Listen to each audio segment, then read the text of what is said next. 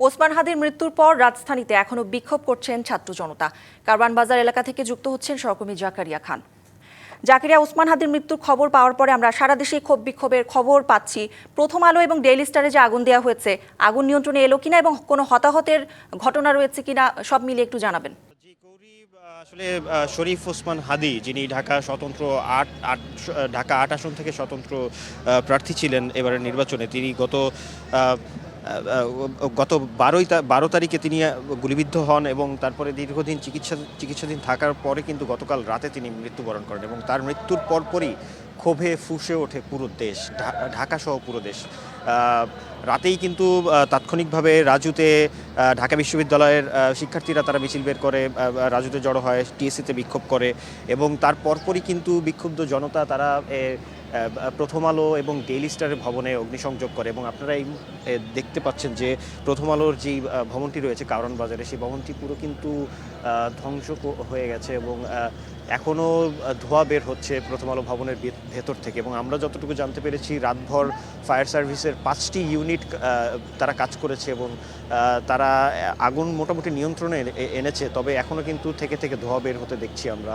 এবং হতাহতের যে কথাটি আপনি জানতে চাচ্ছিলেন, এই অগ্নি নির্বাপনের সময় কিন্তু ফায়ার সার্ভিসের 3 থেকে 4 জন সদস্য আহত হয়েছেন, তারা এই মুহূর্তে চিকিৎসাধীন রয়েছেন এবং এখনও কিন্তু ফায়ার সার্ভিসের লোক ভিতরে রয়েছে। আপনারা যেমনটি দেখতে পাচ্ছেন যে তারা কিন্তু এখনও ধ্বংসাবশেষের ভিতরে খুঁজছেন আসলে আরও কোথাও অগ্নিপাতের সূত্রপাতের সম্ভাবনা রয়েছে কিনা, সেই বিষয়গুলো তারা দেখছেন শেষ মুহূর্তে। আর যদি আমি বলি যে শরীফ ওসমান হাদির মৃত্যুর পরে আজকে যেই কর্মসূচিগুলো রয়েছে, তার মধ্যে কিন্তু সেই বিক্ষোভ কর্মসূচির মধ্যে যমুনা ঘেরাও কর্মসূচির মতন কর্মসূচি রয়েছে এবং এই যেই জনতা, বিক্ষুব্ধ জনতা, তারা গতকাল রাত থেকেই তারা যেটি বলছেন যে শরীফ ওসমান হাদির এই মৃত্যু কোনোভাবেই তারা বৃথা যেতে দেবেন না এবং তার যেই আকাঙ্ক্ষা এবং তার যেই সংগ্রাম, সেই সংগ্রাম তারা নিজেদের মতন করে চালিয়ে যাবেন। তবে সব কিছু মিলিয়ে আসলে গতকাল রাতে যেই পরিস্থিতি তৈরি হয়, আসলে তার মৃত্যুর পরপর থেকেই কিন্তু বিক্ষুব্ধ হয়ে ওঠে জনতা এবং এই যে অগ্নিসংযোগ করে, পরে কিন্তু রাতে সেনাবাহিনী এসে এই পুরো পরিস্থিতি নিয়ন্ত্রণে আনেন এবং সেনাবাহিনী আসার আগ পর্যন্ত কিন্তু এই যে ভবনগুলো, প্রথম আলো, ডেইলি স্টার সহ আরও বেশ কিছু প্রতিষ্ঠানে কিন্তু অগ্নিসংযোগ করা হয়েছে।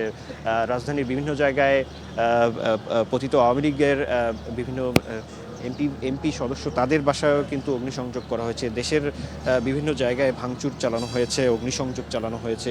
তো পুরো দেশেই কিন্তু এই যেই বিক্ষোভ, যে মানুষের মধ্যে যেই ক্ষোভ, সেই ক্ষোভের বহিঃপ্রকাশ ঘটেছে গতকাল রাত থেকেই, সেই বহিঃপ্রকাশ ঘটছে এবং আমরা এখনও কিন্তু এই সকালবেলাও কিন্তু কারওয়ান বাজার কিন্তু লোকারণ্য হয়ে আছে। কেউ উৎসুক জনতা এখানে দেখতে আসছেন, কেউ হয়তো আসল কি ঘটেছে সেগুলো জানতে আসছেন। তো মানুষের ভিতরে কৌতূহলও রয়েছে আসলে কি হচ্ছে। এবং আমি যদি বলি যে শরীফ ওসমান হাদি, যিনি গতকাল রাতে মারা গিয়েছেন, তিনি এই মুহূর্তে রয়েছেন সিঙ্গাপুরে। তিনি সিঙ্গাপুর জেনারেল হাসপাতালেই মৃত্যুবরণ করেন এবং আমরা তার চিকিৎসক সূত্রে যতটুকু জানতে পেরেছি, তাকে আজ বিকেলের দিকে সিঙ্গাপুর থেকে দেশের উদ্দেশ্যে রওনা করা হবে তাকে নিয়ে এবং তাকে নিয়ে বহনকারী মরদেহ হয়তো সন্ধ্যা নাগাদ ঢাকায় এসে পৌঁছবে, এমনটি আমরা জানতে পেরেছি। এবং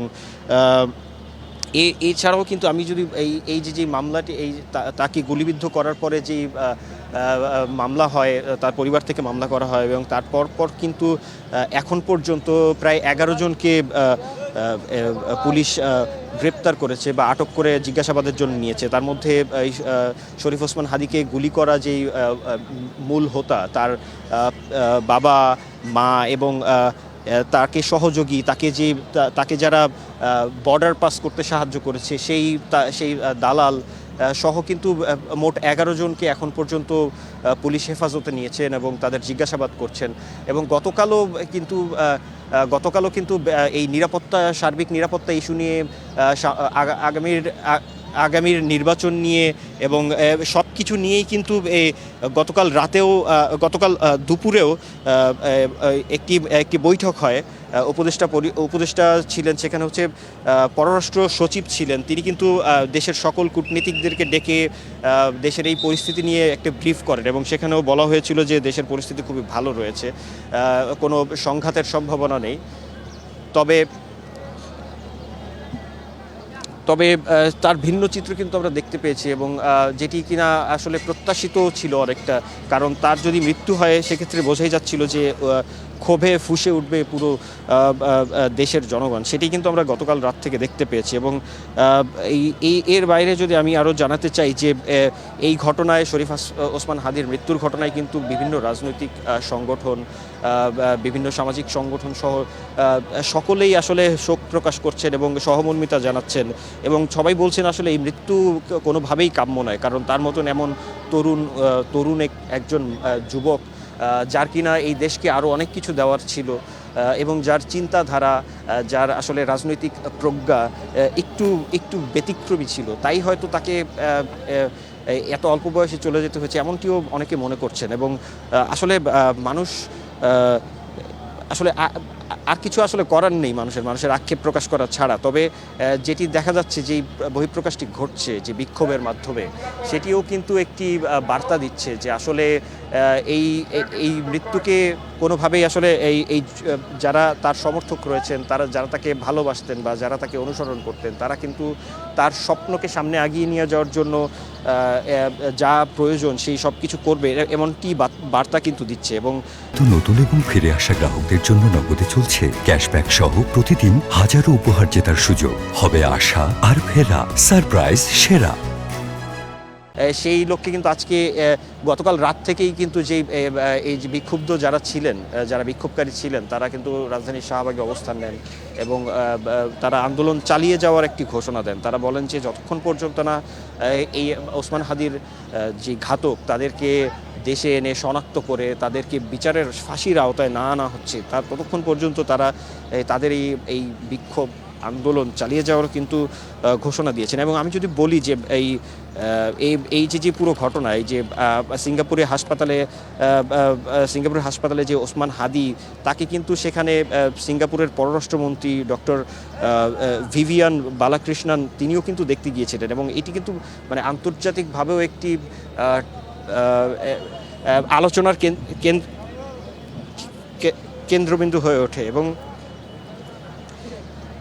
এবং যারা এই মুহূর্তে আমাদের সাথে লাইভে যুক্ত হচ্ছে তাদের জ্ঞাতার্থে আমি বলছি যে গতকাল রাত 9:50 দিকে সিঙ্গাপুরের জেনারেল হাসপাতালে ঢাকা 8 আসনের স্বতন্ত্র প্রার্থী শরীফ ওসমান হাদি তিনি মৃত্যুবরণ করেন, এবং তিনি এর আগে গত 12ই ডিসেম্বর রাজধানীর বিজয়নগরে তিনি নির্বাচনী প্রচারণা চালানোর কালে কিন্তু তিনি গুলিবিদ্ধ হন। এবং তার যেই ঘাতক, তারা কিন্তু তখন তাকে যে গুলি চালায় সেই মূল হোতা এবং তার সহযোগী, তারা একটি বাইক যোগে আসলে তাকে রিকশার পিছন থেকে তাকে মাথায় গুলি করেন, এবং গুলিটি মাথার